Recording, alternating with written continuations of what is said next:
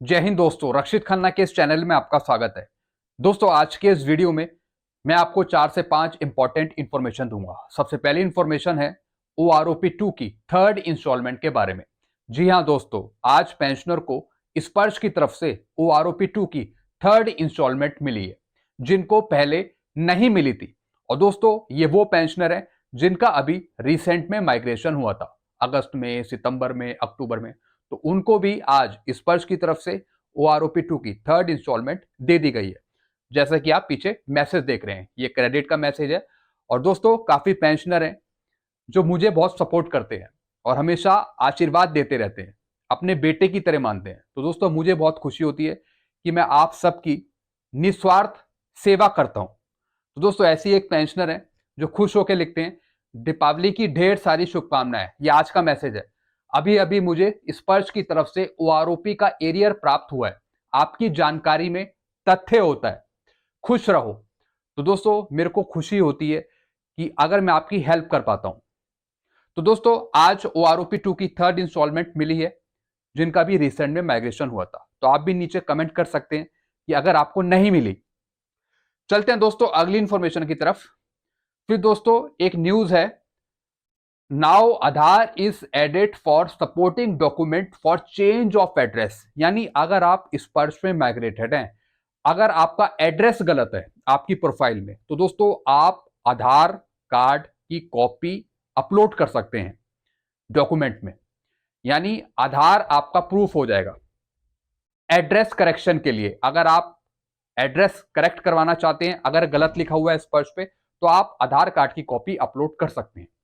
तो दोस्तों, इसके बेस पर आपका एड्रेस सही कर दिया जाएगा। तो आपको और कुछ डॉक्यूमेंट लगाने की जरूरत नहीं है। आप आधार की कॉपी भी लगा सकते हैं डॉक्यूमेंट में, अगर आप एड्रेस चेंज कर रहे हैं। बस आधार में जो एड्रेस है वो सही होना चाहिए। ऐसा नहीं कि आधार में कुछ और एड्रेस लिखा हुआ है और वहां पे कुछ और सही कर रहे हो।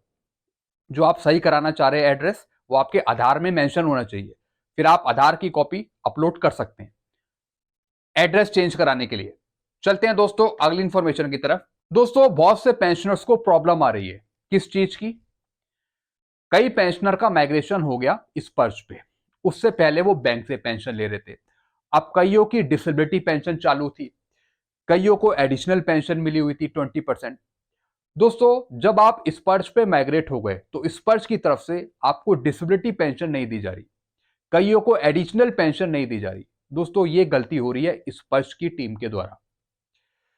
पहले बैंक आपको सब कुछ प्रोवाइड करता था, डिसेबिलिटी पेंशन भी देता था अगर आपकी डिसेबिलिटी है। उसके बाद अगर आपकी एज 80 से ऊपर है तो एडिशनल पेंशन देता था। लेकिन जब आपका माइग्रेशन हो गया स्पर्श पे, तो आपको कुछ भी सुविधाएं नहीं मिल रही। आपकी डिसेबिलिटी बंद हो गई, आपको एडिशनल पेंशन नहीं मिल रही है। तो दोस्तों, इसके लिए पेंशनर को क्या कार्रवाई करनी पड़ेगी? अब दोस्तों, एक पेंशनर है जिनकी एज 80 से ऊपर हो गई, इनको बैंक की तरफ से पेंशन मिली एडिशनल पेंशन लगाकर। लेकिन जब इनका स्पर्श पे माइग्रेशन हो गया तो इनकी एडिशनल पेंशन बंद हो गई, पेंशन पे जुड़कर नहीं आ रही एडिशनल पेंशन। दोस्तों, ये दिक्कत बहुत से पेंशनर को हो रही है।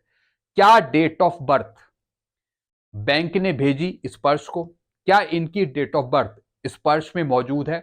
सबसे बड़ा क्वेश्चन मार्क है।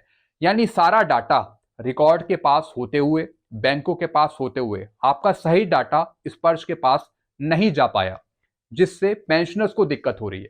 सबसे बड़ा सवाल है यहाँ पे, जब सारा डाटा रिकॉर्ड के पास है, बैंक के पास है, तो वही तो वहां पे भेजना है स्पर्श के पास। तो जो स्पर्श में बैठे हैं वो ठीक अपडेट क्यों नहीं कर रहे हैं, सही इंफॉर्मेशन क्यों नहीं डाल पा रहे हैं? जब बैंक से एडिशनल पेंशन लागू है तो फिर स्पर्श में जाने के बाद वो बंद क्यों हो गई? जब पेंशनर को डिसेबिलिटी मिल रही है बैंक की तरफ से, जब स्पर्श में वो चला गया पेंशनर, तो उसकी डिसेबिलिटी पेंशन बंद क्यों हो गई? इन सारे सवालों का जवाब कौन देगा? तो दोस्तों, मैं पेंशनर को बोलूंगा, एक बार आप शिकायत डालें CP ग्राम के थ्रू। स्पर्श पे भी शिकायत डालें कि पहले मैं बैंक से एडिशनल पेंशन ले रहा था, पहले मैं बैंक से डिसेबिलिटी पेंशन ले रहा था, लेकिन जब स्पर्श के थ्रू मेरी पेंशन आई तो मेरी उसमें डिसेबिलिटी नहीं है, मेरी उसमें एडिशनल पेंशन नहीं है। एक ग्रीवांस डाले और हो सके तो बैंक के पास भी जाए कि बैंक ने वहां पर क्या डाटा दिया स्पर्श पर। चलते हैं दोस्तों अगली इंफॉर्मेशन की तरफ। फिर दोस्तों, एक अमाउंट क्रेडिट हुआ है 1000 रुपए का, और ये है फिक्स मेडिकल अलाउंस का। यानी पेंशनर ने एक रिवांस डाली थी कि मुझे ईसीएचएस की फैसिलिटी नहीं चाहिए, मुझे 1,000 रुपए चाहिए। तो दोस्तों काफी महीनों बाद, काफी सालों बाद इनका फिक्स मेडिकल अलाउंस का भत्ता स्टार्ट हो गया, जैसे कि आप यहां पे देख रहे हैं 1,000 रुपए। डिस्क्रिप्शन में भी लिखा हुआ है पेंशन मेडिकल एड। तो दोस्तों इस तरीके से आप भी सुविधाएं ले सकते हैं अगर आपको जानकारी हो। तो दोस्तों ये कुछ इंफॉर्मेशन थी जो मैंने आपको समझाई। अगर आपके भी कुछ क्वेश्चंस हैं तो आप नीचे पूछ सकते हैं। तब तक के लिए दोस्तों मैं वीडियो एंड करता हूं। खुश रहिए। Thank you so much.